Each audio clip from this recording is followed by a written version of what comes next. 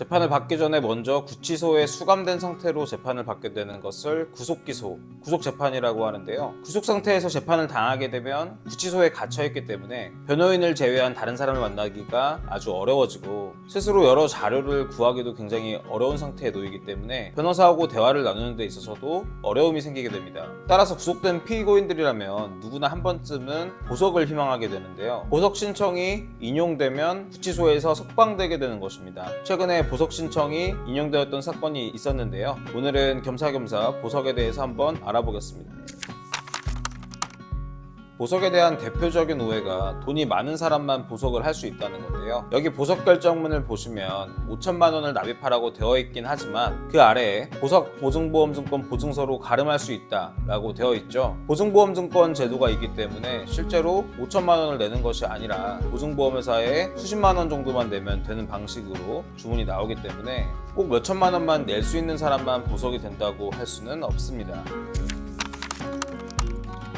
구속이 되었다는 것은 일단 구속 사유와 필요성 등이 인정되었다는 것이기 때문에 기본적으로 보석 인용은 쉽지 않다고 할 수 있습니다. 2022년 법원 통계를 보면 전국에서 5,008건의 보석 신청이 있었고 그중 인용된 것이 1,358건으로 인용률은 27.1%입니다. 여기에 재판을 수십 회 이상 받게 되는 예를 들면 정치인이라던가 기업인 등의 재판 같은 경우에는 재판을 6개월 내에 마치지 못하기 때문에 이 6개월 구속기간 만료로 보석이 인용되는 경우도 많거든요. 이거는 법에서 6개월을 정해놓은 거기 때문에 보석이 될 수밖에 없는 그런 상황인 거죠. 이런 것들도 앞서 살펴본 1358건에 포함되어 있다는 것을 감안한다면 실제로 구속 피고인의 보석 청구가 인용될 확률은 27.1%보다도 낮다고 할 수 있겠습니다.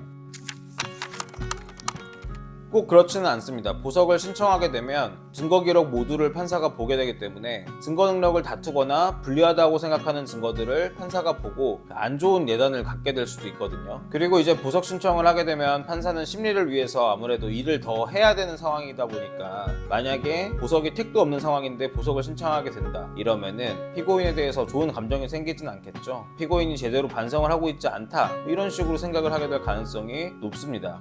그렇기 때문에 보석 신청을 일단 해보고 싶은 마음은 이해하지만 그 결정은 변호사와 상의한 후에 내리는 것이 좋다고 할 수 있겠습니다. 보석에는 일단 필요적 보석과 임의적 보석이라는 것이 있습니다. 필요적 보석 결격 사유가 없는 경우에는 필요적 보석 사유가 있다 이렇게 볼 수 있는데 이 경우에는 기본적으로 보석을 허가해야 한다고 법 규정이 되어 있는 반면에 임의적 보석 같은 경우에는 보석을 허가할 수 있다 라고 되어 있기 때문에 일단 필요적 보석 요건에 명시적으로 어긋나는 것이 있을 경우에는 보석의 난이도가 상당히 높아진다고 보시면 됩니다. 예를 들어 1호에 있는 사형 무기 또는 징역 10년 이상에 해당하는 범죄를 저지른 경우 2호 누범이나 상습범인 범죄를 범한 때와 같이 이런 형식적으로 보아도 확실하게 필요적 보석 결격 사유에 해당하는 사유가 있다면 판사 입장에서는 굳이 보석을 허가해야 하는 입장이 아니기 때문에 보석이 그만큼 어려워진다고 할 수 있겠습니다. 그럼 이제 생각을 하실 수 있는 게 필요적 보석 사유를 만족하면 보석이 되냐?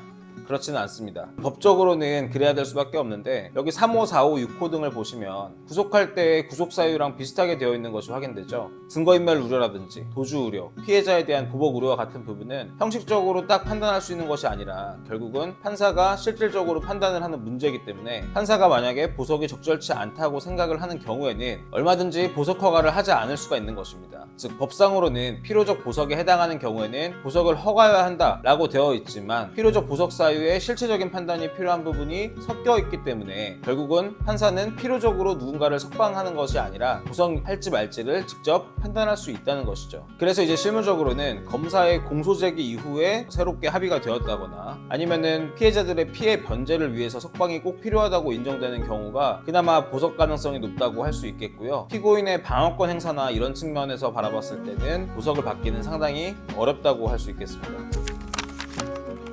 보석 결과가 나오는 시점은 딱히 정해져 있지는 않습니다. 다만 결과가 좋을 때에는 그래도 빠르면 하루 이틀, 늦어도 일주일 안에는 결과가 나오는 편이고요. 그 안에 결과가 나오지 않는 경우에는 몇 달 동안에도 보석에 대한 판단이 이루어지지 않은 채 판결을 선고하면서 보석 청구를 같이 기각하는 경우가 많기 때문에, 만약에 보석 신청한 지가 오래됐고 심리도 했는데도 결과가 나오지 않고 기간이 도가되고 있다, 이렇다면은 보석이 안 되었구나, 이런 식으로 받아들이시는 편이 좋을 것 같습니다. 오늘은 보석과 관련해서 궁금하실 부분들을 한번 살펴보았는데요. 보석은 생각보다 쉽지 않고요. 말로 반성한다고 얘기해봐야 그런 사정으로 보석을 해주는 것이 아니기 때문에 보석 청구 인용을 위해 어떤 전략을 가져갈 것인지 충분히 고민하고 결정하셔야 되고, 되면 좋고 아니면 말고 이런 식으로 청구하는 것은 부작용이 있을 수도 있기 때문에 꼭 주의하시라고 말씀드리고 싶습니다. 시청해주셔서 감사합니다.